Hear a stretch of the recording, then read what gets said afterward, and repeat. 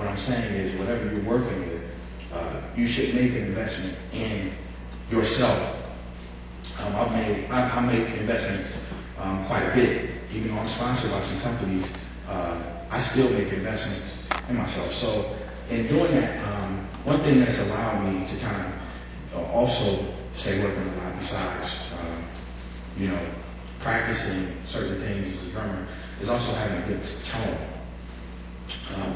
Like when I get my drums in, I think the tone, what you're looking for in a drum, is totally up to you. You can have an 8-inch tom, you don't have to have it tuned high. If you like low sounding drums, but you like small drums at the same time, you don't have to have them tuned high. But you should make sure you get a good sound from them, you know what I'm saying? And in doing that, what you want to make sure is that you always keep a good, your heads are always intact. I don't change my heads all the time when they're in the studio, because I kind of like the warm sound of the kind of the worn in the head. And in the studio, I'm not playing as hard as I am live, so I can kind of give it a little break without, I can play for quite a while on those heads in the studio. But I always make sure my drum heads are fresh, or not fresh, but make sure that they're intact, So if I do have to, if the engineer or producer says, well, take the drums lower, you know what I'm saying? We want a deeper kind of sound, that if I loosen up my head, it's not wrinkly in the middle, it's going to give me that warped sound, So I make sure that the heads are intact, not necessarily have to be brand new, but they're intact. Snare drums, the one thing people never concentrate on is wires. I know people that like just change the top head all the time, and they don't change the wires or not even necessarily the bottom head. Because the way I tune, I always want every drum, toms and snare drum and kick drum, I always tune the bottom head tight, and then the top head like medium to tight, depending on what kind of sound I'm working with, what kind of sound I'm looking for. But because the tone is coming from, basically the tone and resonance is coming from the bottom head. So what happens is over time, even when you're not playing a drum, the head is just sitting on the drum, it's stretching. And then you notice like when you take a head off, it's in the form of the drum. So you got the head and then you've got the crease around the head because it's been sitting on the drum so long. So that doesn't allow the head to expand any. It stops expanding, becomes flat sounding. So I deal with that a lot. I change my snare wires. I change snare drum heads like all the time. I'm always on top of the snare drum head thing. Times I give myself room, but a snare drum, I'm always trying to have a fresh head on the snare drum. And wires, I play with the wide wires, like 40 strand, pure sounds, but it depends on what you're looking for. I think for me, the wider strands gives me more of a snare tone. So even, like a lot of times, everybody's really into the soul sound now, with the low sounding drums and stuff like that, or the deep sounding drums. I play these tunes on Donald Lawrence's record. I went to Nashville to record him. Tommy Sims produced him. I don't know if y'all know Tommy Sims. He worked with Eric Clapton, and he did Israel's Christmas record. Well, he's like that. He's the man, actually. And a lot of it has to do with his tone. And the tone goes out there. He spent, my first one, we were there for 3 days. And the first day, we didn't even record the first day. We spent everything we did, it was all centered around the drums. So he spends time just getting, we went through heads, we went through snare drums, then we played with the tuning of the drums. And then when we weren't getting a certain tone, we played with the sizes of the drums.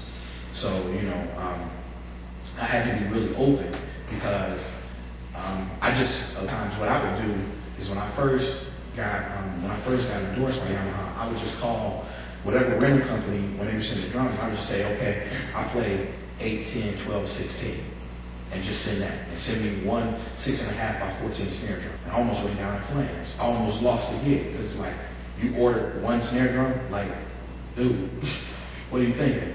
So, and in places like Nashville and LA, all of that counts. And the big dogs in Nashville, they are tough. Those guys, they have carnage in Nashville, so they don't even bring their drums in.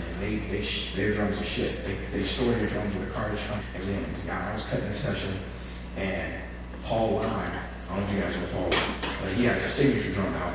When y'all know, he plays with like Shania Twain. He's cut to like Shania Twain, Brooks, just all of the big guys. He was coming in right behind me on this same session. And they were bringing his drums in. And I'm like, what does he got a rack of modules for? So he had this cabinet like this high. And it was a cargo, it was like an amber cabinet. It was just this high. And I just assumed it was modules, like sound modules or something. So like, and I saw his name on them. Like, why does he have modules? Like, is he triggering his drums? And they're like, nah, man. And they opened it up. He's got shelves, like, open up like drawers, full of snare drums. About 12 different snare drums. He's got 2 of those. He shows up with like every size tom possible. And they go through them, you know? So I had to mentally go, okay, come out of your box, you know? So I started making sure, I said, man, send me an 8, and 12, 13, 14, 15, and 16. Every size, you know, especially Nashville and LA, really on it with that kind. One guy, he had a kit, and they came, and I walked in the room, and I'm like, okay, well, somebody else came before me, because my drums weren't set up, they sit in the corner. And he's like, man, you know, I have cats all the time come in, and they want to use their drums for my sound or a particular thing. I got to use my kit. It's a picture on MySpace. Some of y'all see me while I'm playing like this old Slingerland kit. It's just like, it's like 24-inch kick drum with a 13, a 14, and a 16. But for what I was recording, my drums just, it wouldn't have been that, you know? It was just this old, like this, like, I don't know if you're into like Lenny Kravitz or Cindy Blackman, but like her type of tone was like that. And it's like, you know, instead of using hi-hats, when I saw his drum, I had to switch in my mind to go, okay, so this is where he's going with drums, what kind of adjustments do I need in cymbal-wise?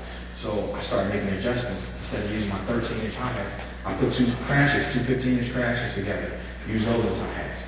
I'm starting to think big. That type of thing, you have to know to make the adjustment, you know what I'm saying?